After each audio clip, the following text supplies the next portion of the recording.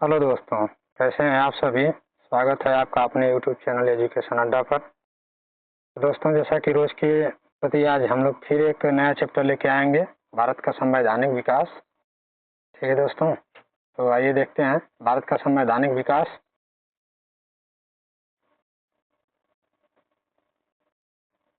भारत का संवैधानिक विकास east India company के अंतर्गत।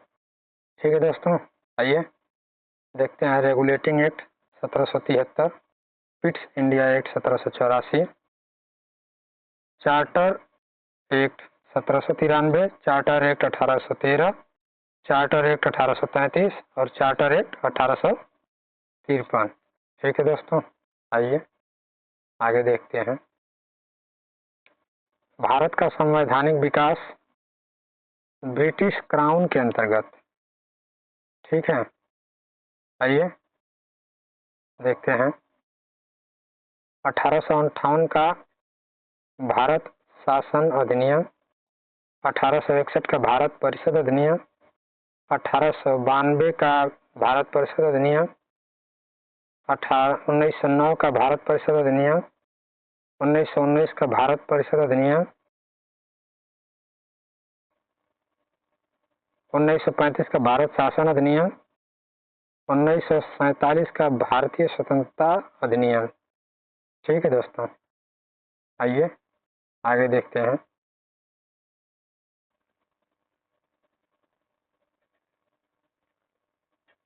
Regulating act. रेगुलेटिंग एक्ट के बारे में देखते हैं। ठीक है दोस्तों, बंगाल के गवर्नर को बंगाल का गवर्नर जनरल बनाया गया, नाम दी। ठीक है, वारेन हेस्टिंग बंगाल का प्रथम गवर्नर जनरल बना। इस अधिनियम के तहत 1774 ईस्वी में कलकत्ता में एक उच्च न्यायालय की स्थापना की गई। इस उच्च न्यायालय में एक मुख्य न्यायाधीश एलिजा इम्पे तथा 3 अन्य न्यायाधीश चैम्बर्स, लिमेस्टर्स तथा हाइट थे। ठीक है दोस्तों, कंपनी को निजी व्यापार करने तथा भारतीय लोगों से उपहार लेना प्रतिबंध कर दिया गया।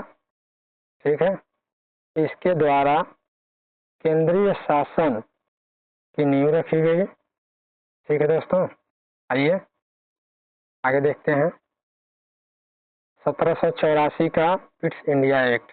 1784 का पिट्स इंडिया एक्ट कंपनी के व्यापारिक एवं राजनैतिक कार्यों को एक दूसरे से अलग कर दिया गया। राजनीतिक मामलों के देखने के लिए इंग्लैंड में 6 सदस्यीय नियंत्रक मंडल की स्थापना की गई। वाणिज्य मामलों को देखने के लिए निदेशक मंडल की अनुमति मिली। गवर्नर जनरल का परिषद की संख्या 4 से कम करके 3 कर दी गई। भारत में द्वैध शासन की शुरुआत हुई। देशी राजाओं से युद्ध तथा संधि करने से पूर्व कंपनी के डायरेक्टर से स्वीकृति लेना अनिवार्य कर दिया गया। ठीक है, आइए आगे देखते हैं 1813 के चार्टर अधिनियम में क्या हुआ था। कंपनी के भारत के साथ व्यापार करने के अधिकार को छीन लिया गया। सभी ब्रिटिश जनों को व्यापार का अधिकार प्रदान कर दिया गया। कंपनी के चीन के साथ व्यापार और चाय के व्यापार के अधिकार को बनाए रखा गया। ईसाई मिशनरियों को भारत में धर्म प्रचार की आज्ञा दी गई। भारतीयों की शिक्षा पर प्रतिवर्ष 1 लाख खर्च करने का बंद किया गया। ठीक है दोस्तों, आइए आगे देखते हैं। अगर चैनल पसंद आएगा तो लाइक और शेयर करते रहिएगा। ठीक है दोस्तों, आइए आगे देखते हैं केवल नागरिकों को प्राप्त मूल अधिकार, विदेशी को नहीं। अनुच्छेद 15 में धर्म, मूल वंश, जाति, लिंग या जन्म स्थान के आधार पर विदेश का प्रतिषेध।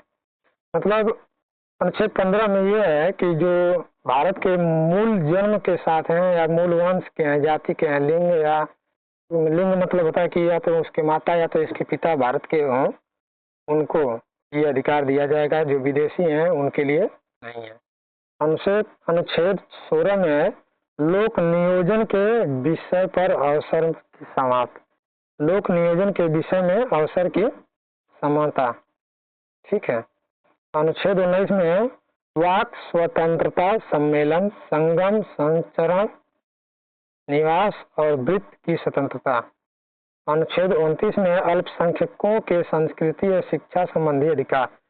मतलब इसमें यह है कि जो अल्पसंख्यक वर्ग है, ये अल्पसंख्यक वर्ग का मतलब कोई मुसलमान या किसी अन्य विशेष जाति से नहीं है, जो ऐसे लोग जिनकी संख्या कम है उनके लिए है। अगर वे चाहे तो अपने जो जनरल मतलब सामान्य वर्ग की जो संस्थाएं हैं उसमें भी अपना शिक्षा ले सकते हैं, और ना चाहे तो अपने लिए एक अलग से शिक्षा संस्थान बना करके वहां से भी शिक्षा ले सकते हैं, उन्हीं के लिए है। अनुच्छेद 30 शिक्षा संस्थाओं की स्थापना और प्रशासन का अल्पसंख्यकों को अधिकार, ठीक है। आइए आगे देखते हैं। फिर दोस्तों आगे स्लाइड खत्म है।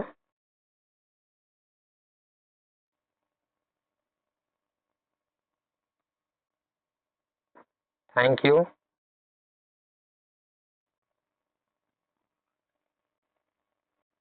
For watching.